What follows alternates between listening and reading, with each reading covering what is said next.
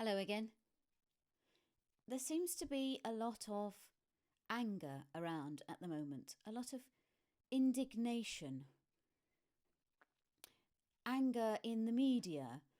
Why did Boris Johnson not attend those 5 coronavirus meetings, COBRA meetings?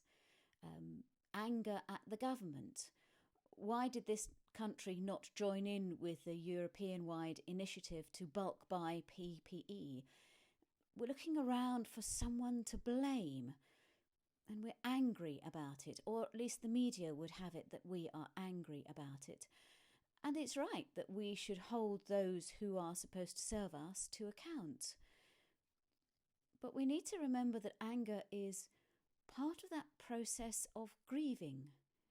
And we are all grieving, whether we're politicians or the media or just you and I sitting at home. We're all grieving for what we've lost. And as part of that process, anger is often there. And anger can be cathartic and helpful if it's directed in the right way, or it can be destructive if it's not. I've been reading my Bible this morning. I've got my Bible down here.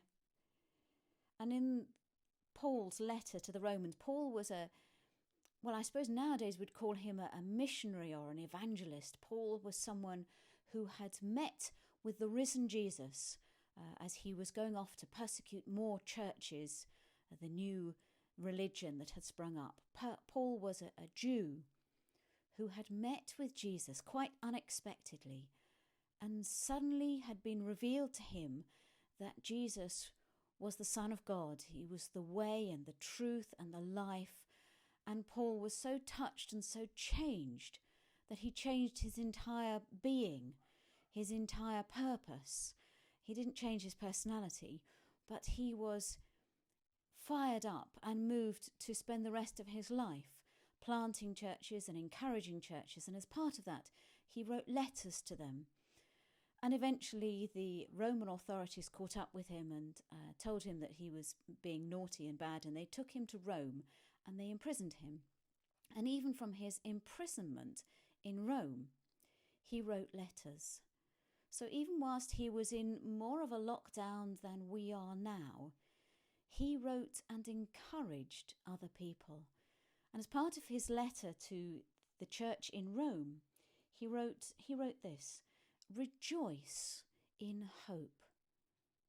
I think that's a really profound word for us in our lockdown at the moment. Rejoice in hope. Don't just cling to hope, but rejoice in hope. Be patient in suffering. Now, Paul knew what he was talking about when he said be patient in suffering. He said persevere in prayer.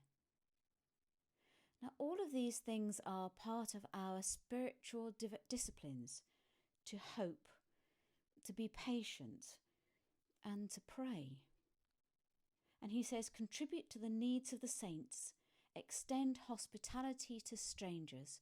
So even in your privations, even when you feel that things can't get any worse, instead of thrashing around in anger towards those closest to you or towards the authorities in Parliament or the government or whatever, spend your time and your energies in prayer, in patience, and in hope. And he says this: bless those who persecute you, bless and do not curse them. Now, it's really difficult to be angry at coronavirus because it's just a virus. In our society, in the West here, we tend to blame cast. We like to feel that it's someone's fault if we are suffering. So we will thrash around until we find the person who's at fault, or the organisation or the authority, and we will be angry and cross with them. It causes the destruction of relationships, of marriages. It causes breakdown in our society. It causes anger in our political system.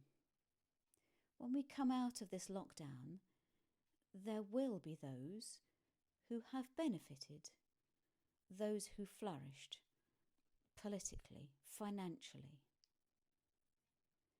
let's spend this time in lockdown just concentrating on our spiritual disciplines, on changing our hearts and minds, so that whoever benefits, we can bless them and not curse them. We might want to hold them to account for benefiting when others have suffered, but let's not spread our anger unnecessarily. There's a lot of good wisdom in the Bible, and I would encourage you to have a look. Paul's letter to the Romans, you will find this in chapter 12, verses 12 to 14. Bless those who persecute you. Bless and do not curse them. Keep safe.